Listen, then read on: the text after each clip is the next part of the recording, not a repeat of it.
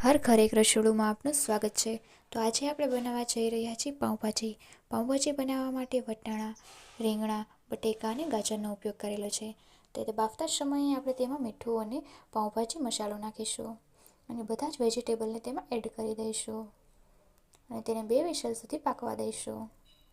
ત્યારબાદ તેનો વઘાર કરવા માટે 5 થી 6 મોટી ચમચી તેલની અંદર રાઈ, જીરું, હિંગ, હળદર અને ઘરના બીજા મસાલા નાખીશું। ત્યારબાદ તેમાં ડુંગળીનો વઘાર કરીશું અને બધી વસ્તુને સારી રીતે મિક્સ કરી લઈશું।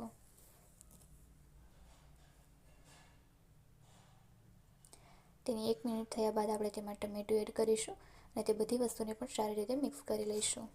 ત્યારબાદ તેમાં સ્વાદ પ્રમાણે મીઠું નાખીશું અને બધી વસ્તુને 1 થી 2 મિનિટ સુધી ચડવા દઈશું।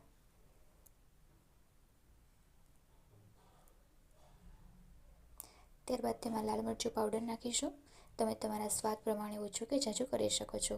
આપણે અહીંયા 2 ચમચી લાલ મરચું પાવડરનો ઉપયોગ કરેલો છે। બધી વસ્તુને સારી રીતે મિક્સ કરી લેવી।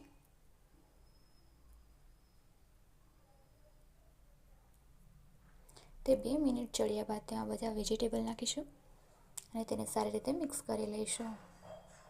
પાઉંભાજી મેશર દ્વારા બધી વસ્તુને સારી રીતે મિક્સ કરી લેવી।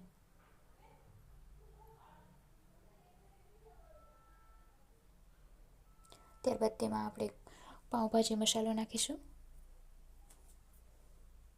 બધી વસ્તુ સારી રીતે મિક્સ કરી લઈશું અને તેને 3 થી 4 મિનિટ સુધી ચડવા દઈશું। ત્યારબાદ તેમાં લીંબુ નાખીશું। આપણે 1 લીંબુનો યુઝ કરેલો છે, તમે વધારે કે ઓછું કરી શકો છો। જ્યાં સુધી તેલ છૂટું ન પડે ત્યાં સુધી આપણે તેને ચડવા દઈશું। ત્યારબાદ તેમાં લીલા ધાણા એડ કરીશું। તો તૈયાર છે આપણી પાઉંભાજીની ભાજી। તો તેને પાઉં અથવા રોટલી સાથે સર્વ કરો।